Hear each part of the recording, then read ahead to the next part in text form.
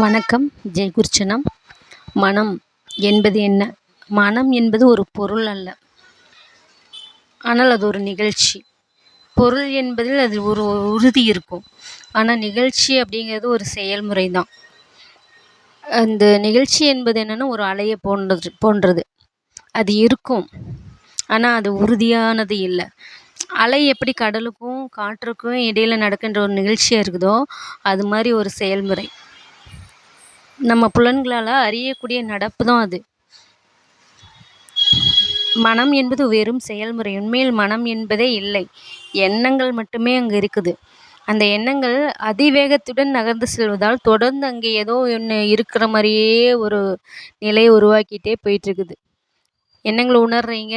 ஒரு எண்ணம் வருது, அடுத்த எண்ணம் வருது, அடுத்து அவைகள் போய்கொண்டே இருக்குது. ஒரு எண்ணத்துக்கும் அடுத்த எண்ணத்துக்கும் உள்ள இடைவெளி மிகவும் சிறிதாக இருக்கனால அந்த எண்ணங்களுக்கு இடையில் கேப் உன்னால் கண்டுபிடிக்க முடியல. 2 எண்ணங்களுக்கு இடையில் ஒரு கேப் இருக்குது. அந்த இடத்துல ஒரு மிகப்பெரிய ஒரு ரகசியம் இருக்குது. ஆனால் அது யாருனாலையும் கண்டுபிடிக்க முடியறதில்ல.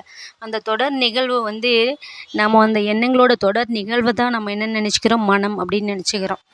இப்போ எண்ணங்களை நம்ம கவனிக்க ஆரம்பிச்சிட்டோம்னா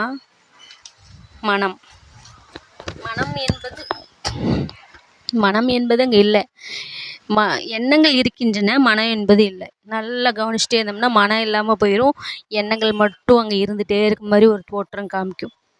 மனசுக்குள்ளே இன்னும் ஆழ்ந்து போனீங்கன்னா எண்ணங்கள் அப்படியே மறைஞ்சு கொஞ்சம் கொஞ்சமாக அது மேகங்களை மாதிரி அப்படியே மறைஞ்சிரும்.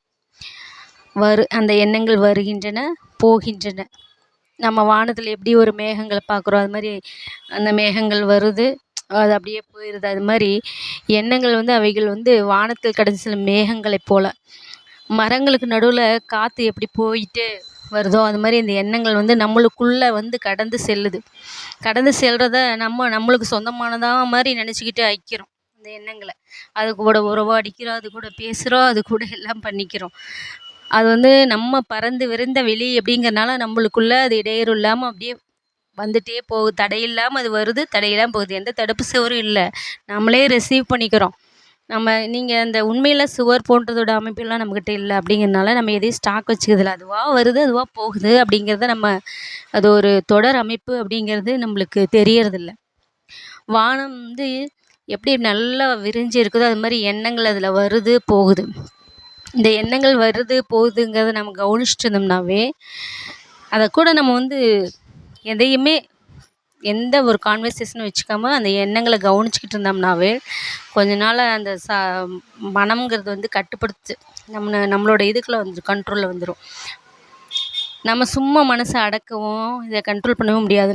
நம்ம வாட்ச் பண்ணிகிட்டு இருந்தோம்னா போதும். மனதை அப்படியே கவனிச்சுட்டே இருந்தோம்னா அதோட வழியில் போனோம்னா அதை கட்டுப்படுத்த முடியாது. ஆனால் அதை அப்படியே ஒரு பார்வையாளராக பார்த்துக்கிட்டே வந்தோம்னா கட்டுப்படுத்துவது தான் ஆயிரும். அப்படி ஒரு மனதை கவனிக்கிற சாட்சி மாதிரி நம்ம ஆயிடணும். நம்ம அப்படி கவனிச்சுட்டு இருந்தோம்னாவே போதும். எதுவுமே அது கூட நம்ம உறவு வச்சுக்கூடாது, பேசக்கூடாது, எதுவும் பண்ணக்கூடாது. அப்படியே பார்த்துக்கிட்டே இருக்கணும். வருது, போகுதுங்கிறத மட்டும் கவனிச்சுட்டே இருந்தோம்னா அது மனம் என்பது மறைந்துவிடும். அதனால் மனம்ங்கிறது ஒரு சிக்கலான அமைப்பு கொண்டது. எல்லோரும் அந்த மனசு சொல்கிறத கேட்டு நடந்துக்க, மனசை பற்றி நிறைய தவறான இதுகளை சொல்லி கொடுத்துருக்காங்க நம்ம முன்னோர்கள். ஆனால் மனம்ங்கிறது ஒரு சிக்கலான அமைப்புன்னு எல்லோரும் பயந்துட்டு இருக்கிறாங்க. ரொம்ப ரொம்ப சிம்பிள். மனம், எண்ணம் இவங்களோட நம்மளை தொடர்பு படுத்திக்காமல் நம்ம அப்படியே ஒரு எண்ணம் வருதுன்னா அதை நம்ம கவனிக்க மட்டும் செஞ்சாவே போதும். மனம் அமைதியாயிரும். நன்றி. ஜெய் குருச்சரணம்.